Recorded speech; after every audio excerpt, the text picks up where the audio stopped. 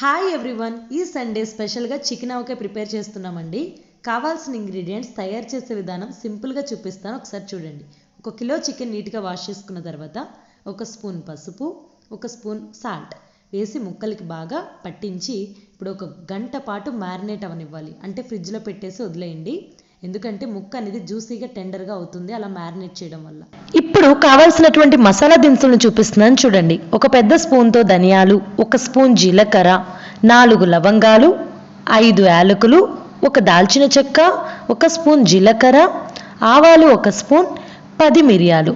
వీటన్నిటిని ఇప్పుడు ఒక పాన్లోకి వేసి 2 మినిట్స్ పాటు లో ఫ్లేమ్లో జస్ట్ అలా వేపుకోండి. వీటిని ఇప్పుడు ఒక మిక్సర్ జార్లోకి తీసుకుంటే క్షుమంత్రకాలి మనకి మంచిగా మసాలా పౌడర్ అనేది రెడీ అవుతుంది. దాన్ని పక్కన పెట్టి ఉంచండి. సో ఇప్పుడు ఫ్రెష్గా అల్లం వెల్లుల్లి పేస్ట్ అయితే పట్టుకున్నాము. అలానే వీటిని అయితే మసాలా పౌడర్ రెడీ అయిపోతుందని చెప్పాను కదా, ఒకసారి చూడండి, చూపిస్తాను. సో ఇదే ఆ మసాలా పౌడరు. ఇప్పుడు వేరుశనగ ఆయిల్ అయితే ఉపయోగిస్తున్నానండి ఈ చికెన్ ఆవకాయ పట్టడానికి. 1 గంట తర్వాత మ్యారినేట్ అయినటువంటి చికెన్ని ఫ్రిడ్జ్లో నుంచి తీసాను. ఇప్పుడు మీకు చాలా బ్రీఫ్గా కావాల్సినటువంటి ఇంగ్రీడియంట్స్ ఒకసారి చూపిస్తా చూడండి. 1 కిలో చికెన్, ఫ్రెష్గా నూరు పెట్టుకున్నటువంటి అల్లం వెల్లుల్లి పేస్ట్. ఇది మాత్రం ఖచ్చితంగా ఫ్రెష్గానే నూరుకోవాలండి. మసాలా పౌడర్ మీ దగ్గర ఉంటే వాడితే పర్వాలేదు, బట్ అల్లం వెల్లుల్లి పేస్ట్ అప్పటికప్పుడే ఫ్రెష్ ఉండాలి. సాల్ట్, గుప్పెడు కరివేపాకు ఆకులు, కర్రీ లీవ్స్ తింటే చాలా మంచిదండి, చాలా బెనిఫిట్స్ ఉంటాయి. కారం, పుదీనా ఆకులు, వీటిని చక్కగా నీట్గా వాష్ చేసి ఫ్యాన్ గాలికి పెట్టాను, ఆరిపోయింది తడి మొత్తం. మసాలా పౌడర్, 4 పెద్ద సైజ్ అటువంటి నిమ్మకాయలు, ఆయిల్. సో చూసారు కదా, ఇప్పుడు చాలా సింపుల్ అండి ప్రాసెస్ అనేది. ఈజీగా చికెన్ ఆవకాయ పట్టేద్దాం. చూడండి, 1 కడాయిలోకి వేరుశనగ ఆయిల్ అనేది పోసుకున్నాను.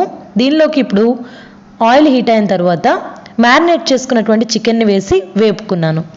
మరీ గట్టిగా అయిపోతే ముక్క మళ్ళీ నమలడానికి కష్టం అవుతుంది, మీడియంగా ఉండాలి. అలా అని చెప్పి అసలు వేగకుండా కూడా ఉండకూడదు, ఓకేనా. ఇప్పుడు ఆ కడాయిలో ఉన్నటువంటి ఆయిల్ని పాన్లోకి ట్రాన్స్ఫర్ చేసి ఫ్రెష్గా నూరు పెట్టుకున్నటువంటి అల్లం వెల్లుల్లి పేస్ట్ పచ్చి వాసన పోయే వరకు కూడా ఇలా వేగనివ్వండి. ఇలా వేగిన తర్వాత గుప్పెడు కరివేపాకు ఆకులను అయితే వేసాను. ఒక 2 మినిట్స్ పాటు అలా కదపండి.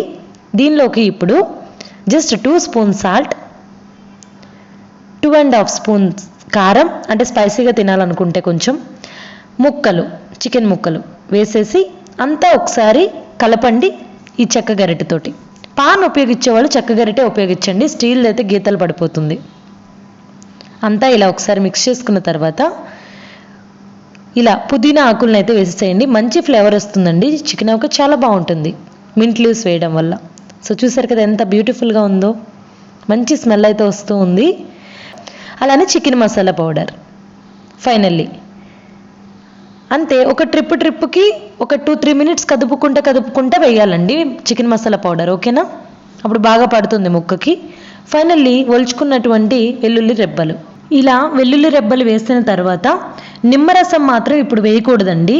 1 గంట పాటు చికెన్ ఆవకాయ పూర్తిగా చల్లారిపోయిన తర్వాత మాత్రమే నిమ్మరసం అనేది వేసుకోవాలి.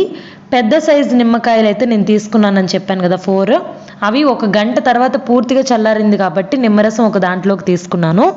గుర్తుపెట్టుకోండి, అసలు వేడి మీద అనేది నిమ్మరసం వేయకూడదు, చేదు వచ్చేస్తుంది, ఓకేనా. అంతే, నిమ్మరసం వేసుకోవాలి.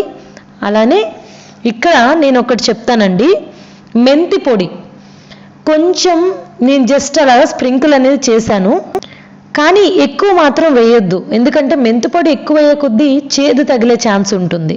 సో నేను జస్ట్ అలా జల్లాను అంతే, మీరు చూసారు కదా, అలా వేసాను, నిమ్మరసం జల్లాను. ఒక 8 టైట్ కంటైనర్లోకి తీసుకుంటే 6 నెలల పాటైనా సరే ఈ చికెన్ ఆవకాయ ఫ్రెష్గా నిల్వ ఆగుతుంది. మీకు ఈ వీడియో మీద ఎటువంటి డౌట్స్ అన్నా ఉంటే కామెంట్ సెక్షన్లో అడగండి, నేను తప్పకుండా రిప్లై ఇస్తాను. కానీ గుర్తుపెట్టుకోండి, చికెన్ ఆవకాయకి తడి మాత్రం తగలకూడదు, ఓకేనా. Please to subscribe for more. Thanks for watching.